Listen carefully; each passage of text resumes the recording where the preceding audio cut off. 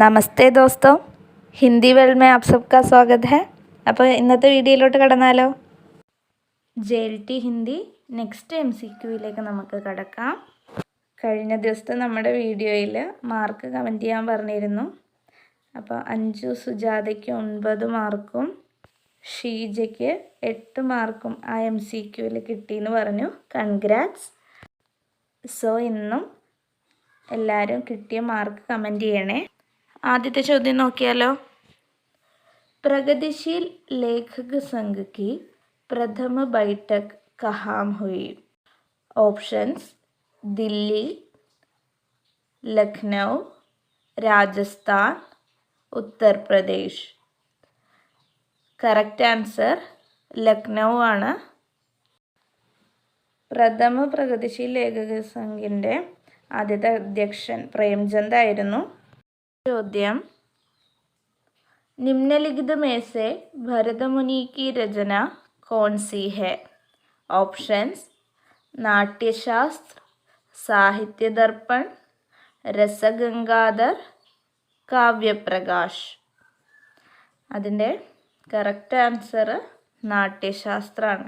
ഭരതമുനിയുടെ രചനയാണ് നാട്യശാസ്ത്ര. അടുത്ത ചോദ്യം जनमेजय का नागयज्ञ किसका नाटक है?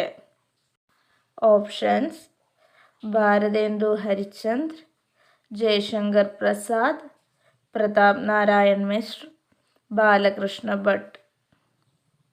അതിൻ്റെ ആൻസർ വരുന്നത് ജയശങ്കർ പ്രസാദാണ്.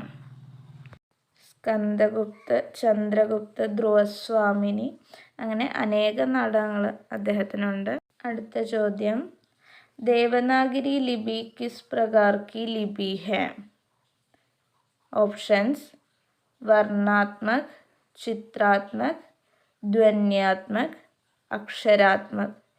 ഇത് റിപ്പീറ്റായിട്ട് വരാറുള്ളൊരു ചോദ്യമാണ്. അതിൻ്റെ ആൻസർ വരുന്നത് അക്ഷരാത്മകമാണ്.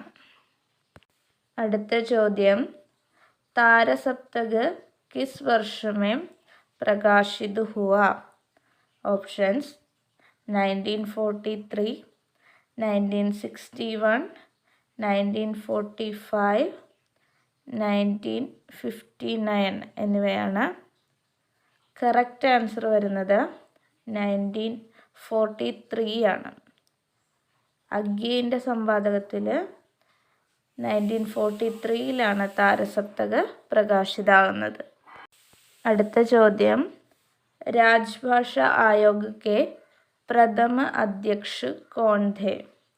ऑप्शंस बाल गंगाधर खरे, विष्णु खरे, गोपाल स्वामी अयंगार, बाल गंगाधर तिलक. കറക്റ്റ് ആൻസർ ബാലഗംഗാധർ ഖരെയാണ്. അദ്ദേഹമാണ് രാജ്ഭാഷാ ആയോഗിൻ്റെ പ്രഥമ അധ്യക്ഷനായിരുന്നത്. അടുത്ത ചോദ്യം भारतीय संविधान में हिंदी भाषा को राजभाषा के रूप में कब मान्यता मिली? ऑप्शंस 14 सितंबर 1949, 16 सितंबर 1949, 14 सितंबर 1947, 14 सितंबर 1950. അപ്പോൾ കറക്റ്റ് ആൻസർ വരുന്നത് ഓപ്ഷൻ എ 14 सितंबर 1949. അടുത്ത ചോദ്യം संचारी भावों की संख्या कितनी है? ऑप्शंस 30, 32, 31, 33 എന്നിവയാണ്. അപ്പോൾ ഇതിൻ്റെ കറക്റ്റ് ആൻസർ വരുന്നത് 33 ആണ് വരുന്നത്. അപ്പോൾ ആ ഏരിയ നോക്കാൻ നേരത്ത് സഞ്ചാരി ഭാവം നോക്കുന്നതോടൊപ്പം തന്നെ രസ്, സ്ഥായി ഭാവ് അതൊക്കെ നോക്കണേ. അടുത്ത ചോദ്യം തും ബഹുത് അച്ഛേ ആത്മീ ഹോ ഇസ് വാക്യ में प्रयुक्त प्रविशेषण शब्द लिखिए. ऑप्शंस अच्छे, ऑप्शन बी बहुत, बहुत अच्छे, आत्मी. ഇതിൽ കറക്റ്റ് ആൻസർ വരുന്നത് ബഹുത്താണ്. പ്രവിശേഷൻ എന്ന് പറയുന്നത് വിശേഷൻ്റെ വിശേഷത ബത്താനെ വാലെ ശബ്ദമാണ്. അതുകൊണ്ട് തന്നെ ഇവിടെ പ്രവിശേഷൻ ബഹുത്താണ്. അടുത്ത ചോദ്യം, ഇന്ദുമതി കിസ്കി കഹാനി ഹെ? Options: Chatursen Shastri, Kishorilal Goswami, Bhagwan Das, Nalin Vilochan Sharma. Correct answer Kishorilal Goswami. അദ്ദേഹം എഴുതിയ കഹാനിയാണ് ഇന്ദുമതി. പിന്നെ നമുക്കറിയാം, ഇതിനെയാണ് അധികാംശ വിദ്വാൻ ദ്വാര ഹിന്ദിക്ക് പ്രഥമ കഹാനി എന്ന് പറയപ്പെടുന്നത്.